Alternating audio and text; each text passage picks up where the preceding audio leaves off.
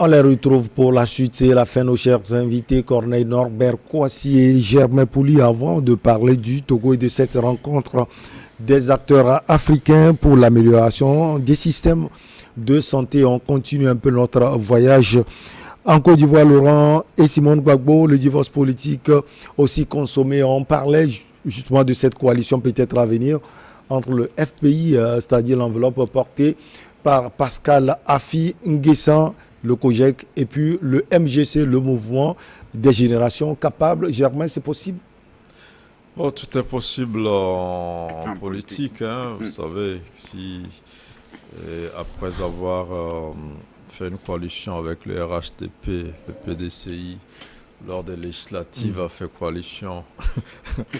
Donc on comprend que tout est possible en politique et surtout en Côte d'Ivoire. Après, quand les échéances approchent, on voit les forces en présence, on s'organise selon les enjeux dans les circonscriptions électorales. Donc tout cela est possible, surtout que c'était des gens de la même famille, c'est beaucoup plus facile, mais en même temps aussi, il peut y avoir des rivalités qui peuvent s'accentuer parce que parfois la bataille entre les membres d'une famille est peut-être plus rude, où on se dit, mais sa survie et son existence donc en dépend. Bon, on n'en sait rien. On attendra de voir comment tout ça va se passer, mais moi ce qui me désole un peu, c'est revoir un peu tous ces acteurs de la crise ivoirienne reprendre totalement le contrôle de la scène politique ivoirienne. Moi, je pense que après le mal qui a été fait à la Côte d'Ivoire et qui leur est imputable, ils auraient dû se retirer, à mon avis, et laisser à une autre classe politique. C'est vrai que ça n'a pas été possible avec Ouattara, qui avait promis passer la main. Après, les circonstances ont fait que finalement, il est revenu sur un troisième mandat. On voit Gbagbo, même si lors de la dernière rencontre des chefs d'État, on estimait que c'était lui le Benjamin. Il reste quand même quelqu'un qui est âgé. Et le grand frère Bédier, qui est très vieux, qui ne tient pas, qui tient toujours le PDCI. Et qui pense toujours à 2025. Et donc voilà, c'est tous ces acteurs-là. Et Soro, qui peut-être aussi rêve un peu de revenir, tout comme Blé Goudé, pour mettre en branle leur machine politique et électorale. Et c'est un peu... Ça me désole un peu. Je pense que pour une réconciliation et pour un apaisement, ces acteurs-là auraient dû s'éclipser un peu, mettre des jeunes, pourquoi pas, devant, pour qu'on inaugure une façon de faire la politique, parce qu'il y a plein de rancœurs, malgré les efforts de Ouattara, malgré les belles images, les sourires qu'on voit à travers les rencontres. Derrière, apparemment, c'est autre chose. Voilà, derrière, il y a assez de discorde, assez de dissension. Et on ne sait pas ce que seront les prochaines élections, même si la Côte d'Ivoire a réussi quand même ces deux dernières élections sans trop de violence. Lors de la présidentielle, il y en a eu quand même, mais on a déploré quelques morts.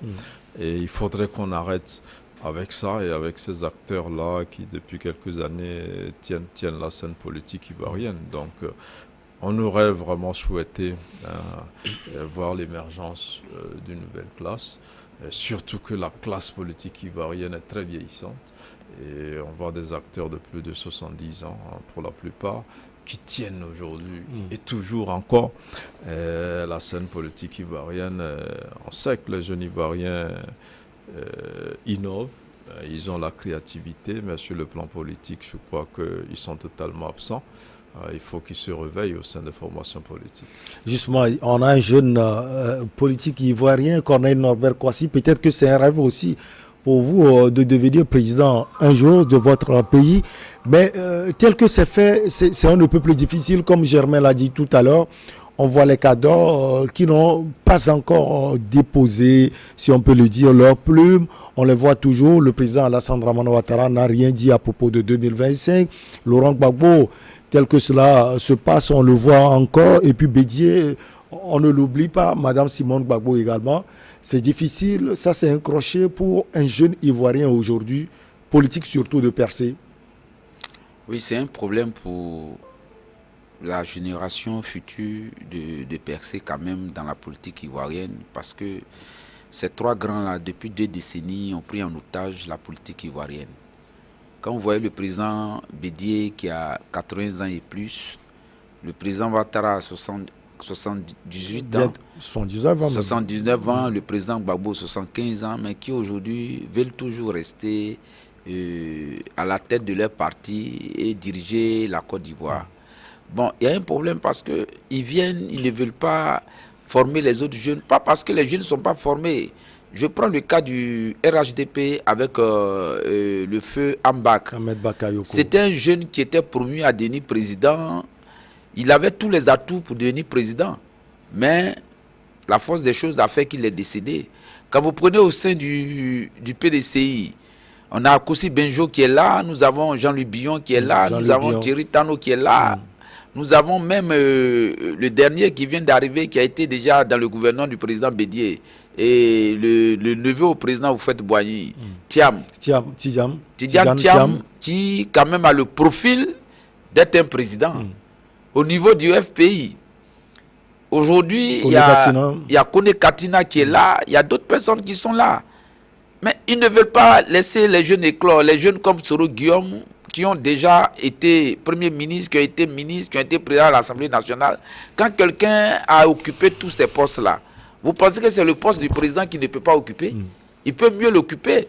Blé Gouda a été ministre pendant quelques temps, il est parti. Mais moi, je crois bien que quand on est président, ce n'est pas parce qu'on est intelligent, ce n'est pas parce qu'on est beau qu'on est président, mais c'est parce qu'on a des gens capables de travailler auprès de toi, des gens chevronnés dans leur domaine, de travailler auprès de toi, qui font que tu deviens un bon président. La preuve, nos présidents d'avant, quand vous prenez ici le président Eyasingbe Yadema, vous prenez le président Houphouët-Boigny, vous prenez le président Sékou Touré, le président Kérékou. Le président Sékou Touré, moi je suis étonné quand j'écoute ses discours. Bon, on me dit que ce monsieur n'a pas un haut niveau, mais je crois bien qu'il s'exprime 1000 fois mieux que ceux qui ont les PhD.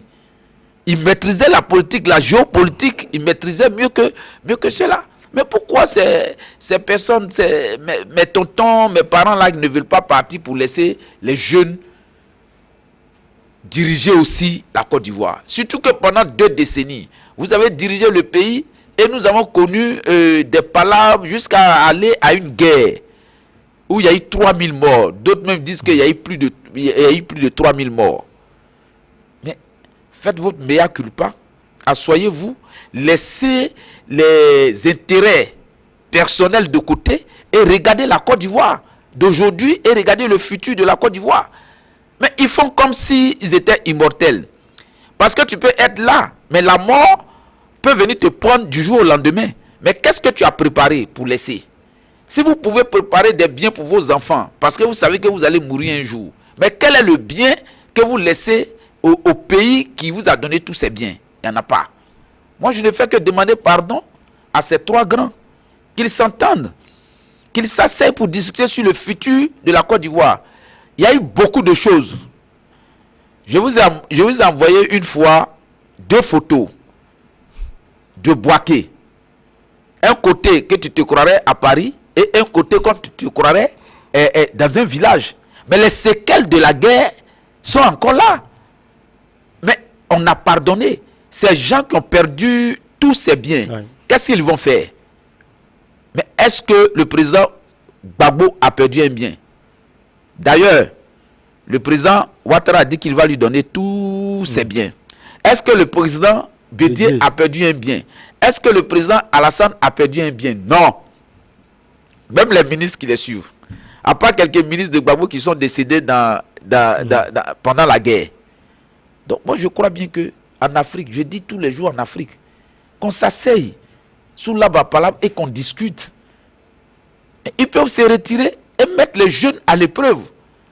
Maintenant, ces histoires de loi, d'élection, il faut que ça soit transparent pour que chacun se sente capable de présenter les élections sans une idée derrière la tête. Parce que quand les lois ne sont pas bonnes, la personne se dit, bon, quand je vais aux élections, c'est pour perdre. Donc, il faut que j'aie mon plan B après les élections pour réclamer quelque chose. C'est dans les réclamations qu'on a des problèmes. C'est dans les réclamations qu'il y a des palabres. Quand vous voyez au Ghana, c'est tellement bien huilé que quand on finit les élections, pas forcément que celui qui a gagné là, c'est lui qui a gagné. Mais la loi est tellement claire que les gens sont obligés d'accepter. Je crois bien que dans mon pays, c'est ce que les gens doivent faire. Les grands là doivent partir. Je demande pardon au président Bédié. Je demande pardon au président Ouattara. Je demande pardon au président Gbagbo. Attendez-vous et faites la place aux jeunes.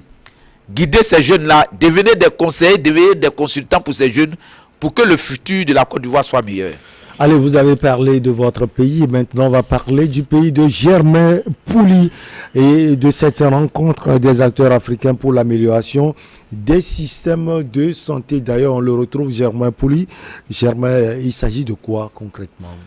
Il y a une réunion dans une session de comité de l'OMS Afrique, donc à Lomé, pour réfléchir sur le système de santé à travers notre région, la région africaine. Et Lomé, donc, la capitale de l'OMS région Afrique. Pour ces quelques jours, il y a une séance inaugurale hier qui a été présidée par le chef de l'État togolais qui a fait un grand discours, un discours assez dense sur les enjeux de cette rencontre-là. Il a estimé que la santé aujourd'hui est une exigence de cohésion sociale. Donc, il a montré les défis qui attendent tous les pays africains qui sont à cette rencontre. Il y a presque une cinquantaine de ministres de la santé donc, qui sont là, avec plus de 400 participants donc, qui sont à Lomé pour cette rencontre. Et les enjeux sont réels. Et au Togo particulièrement, le chef de l'État aussi a profité pour expliquer un peu la situation dans notre pays qui est plus ou moins la même dans tous les pays de notre région, de la région Afrique. Et ils ont un accès universel aux soins. Il a dit que le Togo, par exemple, a marqué aujourd'hui son engagement en créant un ministère délégué chargé de l'accès universel aux soins avec l'assurance maladie universelle qui est en train de devenir une réalité, qui va être une solution pérenne pour permettre aux populations de se soigner, de bien se soigner et à moindre coût. Aujourd'hui déjà, on a des difficultés au niveau des structures sanitaires un peu partout en Afrique.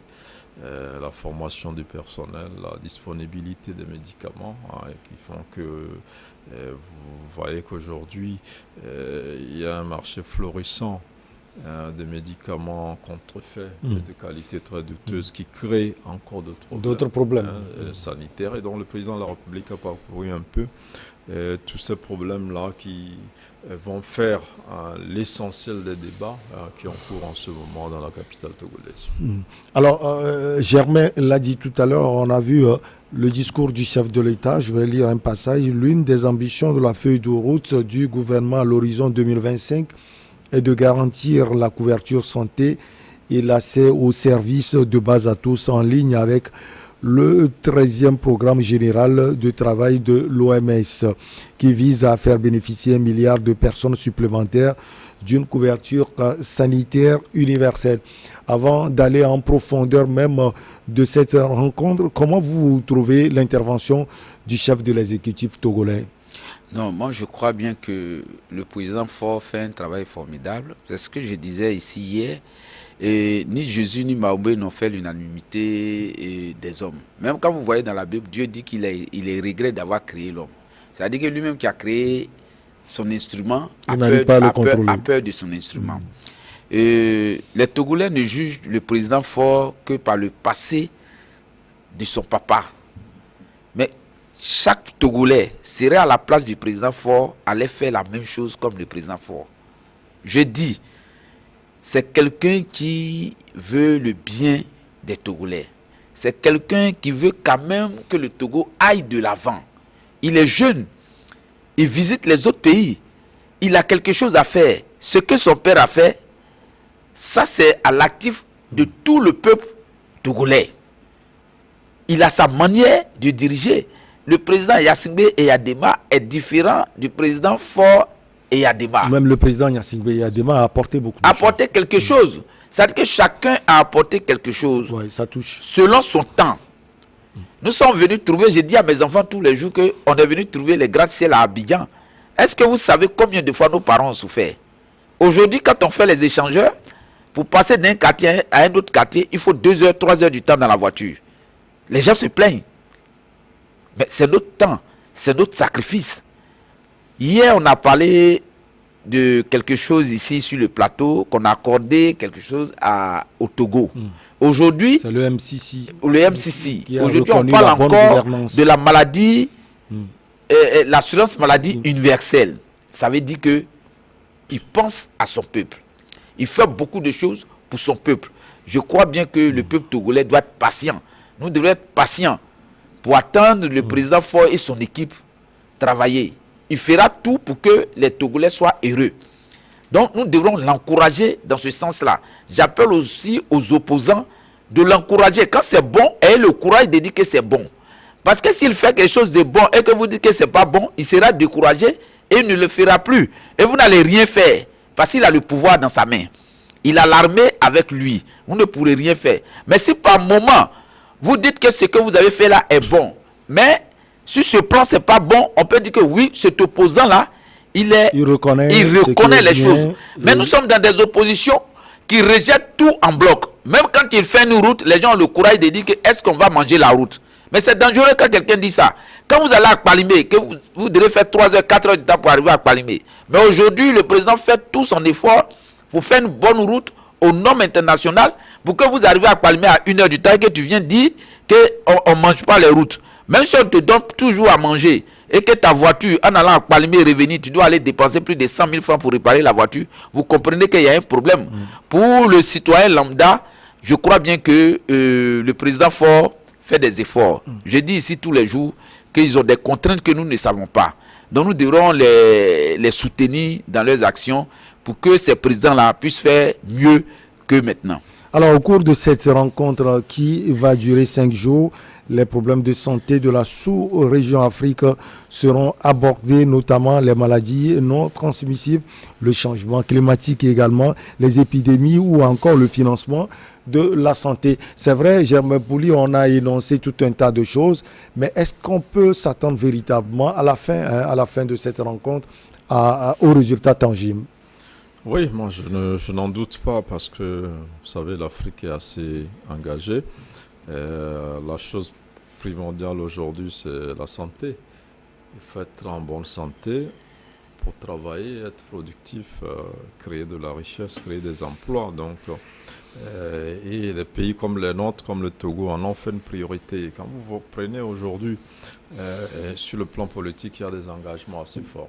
Vous avez le programme Wezu, qui a été mis en place depuis quelques mois et qui voudrait qu'il y ait plus de femmes qui meurent en accouchant.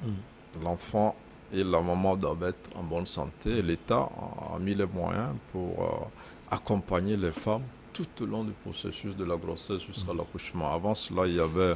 Au même moment, Germain, on reconnaît ces efforts, mais sur le terrain, les choses comme ça se passent. Oui, ça se passe pour la simple raison qu'il y a un grand défi au niveau des structures déjà. Vous savez, l'assurance maladie universelle qui va être en vigueur très bientôt au Togo, il y a des préalables. Il faut déjà qu'il y ait des structures sanitaires à travers tout le pays. Quand quelqu'un est malade dans un petit village, il faut qu'on puisse déjà le soigner dans ce village. Et si ça ne va pas, on l'amène dans une petite ville ou une grande ville. Donc, il y a déjà ce programme d'implantation des unités de santé périphériques déjà dans tous les petits villages. Après, il y a les CMS qui se sont développés, il y a les centres préfectoraux de santé. Donc, il y a un maillage du territoire et il y a une mission du gouvernement qui a discuté avec les populations déjà pour savoir où installer ces petits hôpitaux-là, parce que, vous savez, dans les communautés, quand on érige un hôpital, on va dire non, c'est pas le meilleur endroit. On l'a mis parce que tel cadre est de telle localité. Voilà, donc il y a eu ce travail qui est en train d'être fait depuis des mois. Je crois qu'il doit être achevé bientôt. Et après, il faut construire ces infrastructures, il faut former. Et avant de déployer donc l'assurance maladie universelle. Donc ça va se faire aujourd'hui. Par exemple, la dernière fois à Thiévier, je pense qu'il y a eu un cas comme ça. Oui. Mais ça, on est en train de sortir d'un système, et je parlais de ces enjeux-là. Et le Togo se dit, aujourd'hui, on ne doit pas mourir en accouchant. Et c'est déjà bien de prendre cette décision-là. Aujourd'hui, vous avez, par exemple, school à suivre, par exemple, dans les écoles. Un enfant qui va à l'école, ou qui est à l'école, qui a un souci de santé, est pris en charge. Donc, il y a quand même ces engagements politiques assez forts qui font comprendre que la santé est une priorité nationale au même titre que l'éducation. Vous verrez qu'au niveau de l'éducation, le Togo est l'un des meilleurs pays africains qui met plus de 28% de son budget déjà consacré à l'éducation. Donc, les fruits ne sont pas encore là parce que c'est maintenant que le travail se fait, les investissements se font. Et la rencontre de Lomé, je n'en doute pas, est nécessaire. Comme l'a dit le chef de l'État, la santé, c'est une exigence de cohésion sociale. Il faut que les gens puissent se soigner.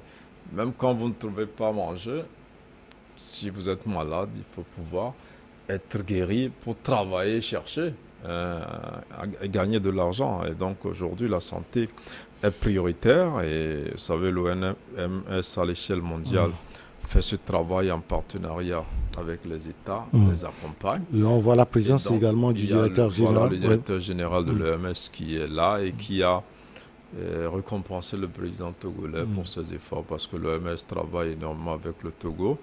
On a vu aussi dans le cadre de la lutte contre la pandémie, où le Togo est l'un des meilleurs. Le Togo a beaucoup fait. Le Togo est l'un des rares pays à avoir sorti de l'argent cash pour acheter des vaccins, pour espérer protéger donc, les populations. Donc le président a été distingué. Et le directeur général de l'OMS a quand même une patate chaude dans les mains du président, mais je pense qu'il en est capable. Compte sur lui aussi pour l'accompagner dans le plaidoyer qui est fait aujourd'hui. Après, vous voyez, la dernière fois lors de la rencontre qu'il y a eu sur l'éducation en Angleterre, à l'issue de cette rencontre, on avait demandé que tous les pays africains qui étaient là consacrent 24% de leur budget pour l'éducation, au moins 24%. Or, avant d'aller à la rencontre, le Togo était déjà à 28%, bien au-delà. Donc aujourd'hui, probablement à l'issue de cette rencontre, on va demander des efforts supplémentaires au pays, parce qu'il s'agit aussi d'une volonté politique. Les gens se disent, bon, il faut mécaniser l'agriculture, il faut produire, les gens mettent de l'argent, l'éducation, l'industrialisation, tout ça, et parfois ça se fait aux dépens de la santé. On oublie la santé. C'est comme nous-mêmes. Vous verrez des gens, il est là, il s'achète une voiture, il amène sa voiture régulièrement à la révision, on fait la vidange, mais lui-même ne fait jamais de bilan. Mais il trouve que sa voiture doit être en bonne santé. Donc il néglige sa santé, il met de l'argent ailleurs. Mais dans les États aussi, c'est un peu comme ça. Donc il faut les amener à mettre de l'argent dans la santé. C'est bien beau d'éduquer les gens, c'est bien beau de créer des industries.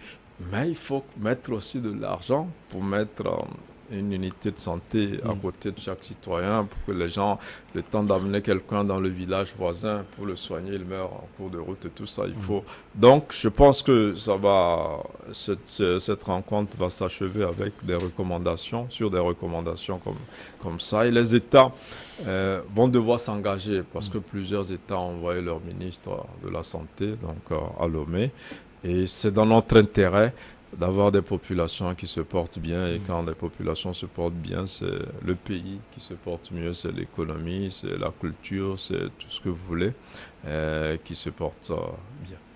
Alors, les réalités au niveau de la sous-région et au niveau de l'Afrique sont les mêmes en matière de santé. Sans doute, le ministre de la Santé de la Côte d'Ivoire est représenté à Lomé. Même question à vous. Vous pensez qu'au sortir de cette rencontre, on aura des résultats tangibles?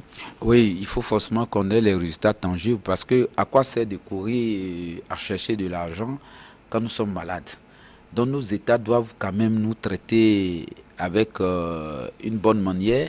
Vous voyez que quand nos dirigeants sont malades, ils courent aller en Europe, aller dans le Maghreb ou bien dans le Moyen-Orient pour aller se faire soigner. Mais on ne peut pas être président, on ne peut pas diriger des pays et puis quand on est malade, on laisse le pays et on va ailleurs. Mais pourquoi ne pas envoyer des jeunes étudiants dans ces pays, se faire former, revenir et payer le matériel adéquat, le même matériel. Pas parce que ces médecins, ces professeurs de médecine qui se trouvent en Europe ou bien dans le Moyen-Orient sont plus forts que ceux qui sont dans nos pays. Mais c'est parce qu'on n'a pas le matériel adéquat pour soigner nos populations, pour se soigner nous-mêmes. C'est pourquoi ceux qui ont l'argent se déplacent pour partir. Mais en se déplaçant pour partir, ça aussi c'est un signe d'appauvrir encore nos pays. Parce qu'on prend de l'argent et on va injecter dans l'économie de certains pays. Je crois bien que si certains présidents ont compris et qu'aujourd'hui ils veulent injecter de l'argent pour pouvoir améliorer le système sanitaire en Afrique, c'est une bonne chose. Merci beaucoup à vous. Vous m'excusez, je vais ajouter quelque chose. C'est un message que je vais lancer à mon pays, la Côte d'Ivoire. J'ai appris sur les réseaux sociaux que Dame Pulchéri Balé serait en train de partir à la Maca parce que les autorités ivoiriennes pensent qu'elle voulait faire un coup d'État. Voici une dame de la société civile qui n'a pas une armée et qui défend le peuple ivoirien, qui défend la cause des valeurs et qu'on dise qu'elle veut faire un coup d'État, qu'elle veut partir. Je ne fais que demander pardon. Aujourd'hui, sur ce plateau de New York TV, je demande pardon au président de la République.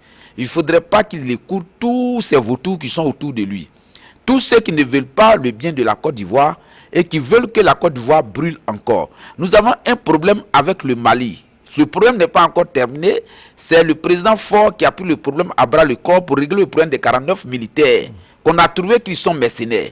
Si des gens qui sont entrés, qui ont des armes, l'État ivoirien refuse qu'ils soient mercenaires, refuse que ceux-là vont faire des coups d'État. Mais une dame aux mains vides qui parle des valeurs, vous voulez la mettre en prison parce qu'elle veut faire un coup d'État, vous voyez que ça va biaiser comment on appelle ce que le président Faure et son ministre Robert Doucet sont en train de faire.